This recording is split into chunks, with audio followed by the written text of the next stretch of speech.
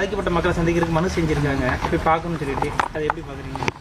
விஜயை பொறுத்த மட்டும் இன்னொரு கேள்வி கூட நீங்கள் கேட்டிருக்கலாம், ஏன் இவ்வளோ நாள் வரை போய் பார்க்கலன்னு கூட கேட்டிருக்கலாம்.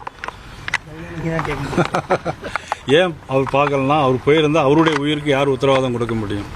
அவரையும் அடித்து கொள்வதற்கு 41 பேரை அடித்து கொண்டாங்க, மிதித்து கொண்டாங்க. அதே மாதிரி அவரையும் யாராவது ஏதாவது பண்ணிடக்கூடாதனால தான் பாதுகாப்பு கேட்டு கொடுத்துருக்காங்க. அரசாங்கம் பாதுகாப்பு கொடுத்து அவர் அந்த மக்களை போய் சந்திக்கணும். இல்லை, நீங்கள் 41 பேர் படுகொலை அப்படின்னு ஒரு விமர்சனம் அல்லது அந்த ஸ்டேட்மெண்ட் முக்கியமானதாக இருக்குது.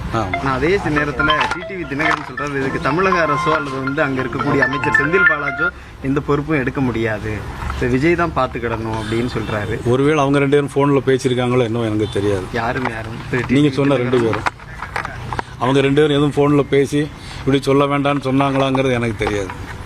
அவங்க 2 பேருக்கு இல்லை, அவங்க என்ன அடிப்படையில் டிடிவி தினகரன் திமுகவோட பேசுகிறாரு. இல்லை, அதை பற்றி நான் கருத்து சொல்ல முடியாது.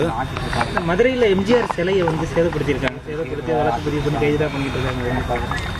புரட்சித் தலைவர் எம்ஜிஆரை பொறுத்த மட்டும் இந்த உலகத்தில் உள்ள எல்லாருக்கும் பொருத்தம் ஒரு பொதுவான ஒரு தலைவர் புரட்சித் தலைவர் எம்ஜிஆர். அவரையுமே இந்த ஆட்சியில் சேதப்படுத்துகிறாங்கன்னா இந்த ஆட்சி எவ்வளோ மோசமான ஆட்சியாக இருக்கும்.